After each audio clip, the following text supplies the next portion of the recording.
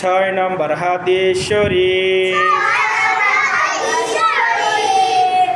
আউয়ালু মা ইউহাসাবু আউয়ালু মা ইউহাসাবু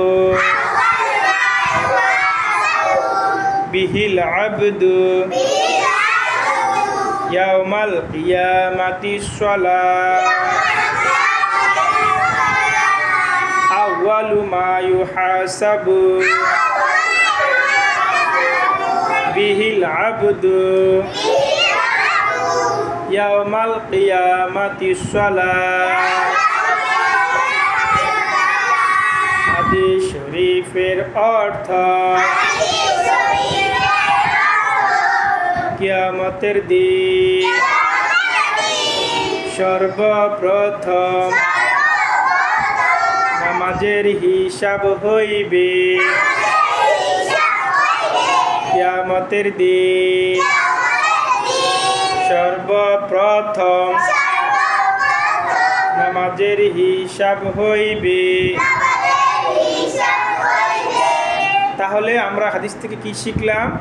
যে আমরা যখন মারা যাব তখন আমরা আবার কবরে উঠব, ঠিক না? এবং কিয়ামতের দিবসে আমাদেরকে আবার উঠানো হবে।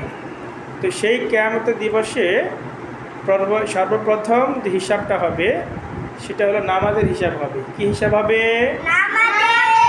যে তুমি নামাজ পড়ছো কি না, তুমি কয়েকটা নামাজ পড়ছো নাকি পড়ো নাই, নামাজ ইচ্ছা করে মিস করছো কি না, কী কারণে মিস করেছো, কী কারণে পড়ো নাই, এগুলো আল্লাহ তাআলা প্রথমে নামাজের হিসাব নেবেন। কিন্তু অন্যান্য হিসাব, রোজার হিসাব, তারপরে পর্দার হিসাব, এগুলো নেবেন। কিন্তু সর্বপ্রথম কী হিসাব নেবেন? সর্বপ্রথম হিসাব নেবেন নামাজ।